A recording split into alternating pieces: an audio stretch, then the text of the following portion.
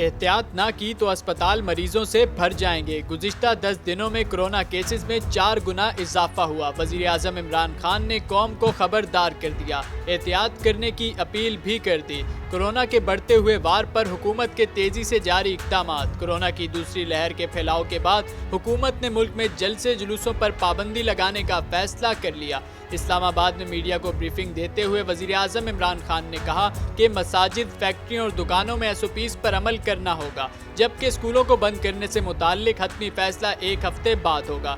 वज़ीर आज़म इमरान खान ने कहा कि 10 दिन में कोरोना केसेस में 4 गुना इजाफा हुआ। एहतियात ना की तो डर है कि अस्पताल मरीजों से भर जाएंगे। खुदा न ख्वास्ता इससे भी कई हालात खराब ना हो जाएं। उन्होंने कहा कि वायरस पहले से ज़्यादा खतरनाक हुआ है, अगर अभी हम एहतियात कर गए तो इसे रोक सकते हैं।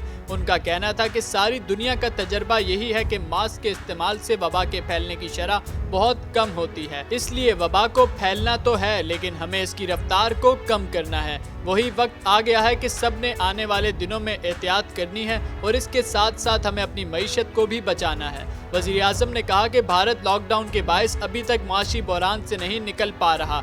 हमें फैक्ट्रियां और दुकानें बिल्कुल बंद नहीं करनी, लेकिन कारोबार में SOP की पाबंदी करनी है। वज़ीर आज़म ने कहा कि रेस्टोरेंट बंद नहीं कर रहे, ताहम रेस्टोरेंट में समाजी फासला रखेंगे। अगर कोरोना से अस्पताल भर गए तो मुश्किलात का सामना करना पड़ेगा। उन्होंने कहा कि हमने कोरोना से अमवात और मईशत को बचाया, ताहम टूरिज्म, शादी हॉल को बहुत नुकसान पहुंचा है।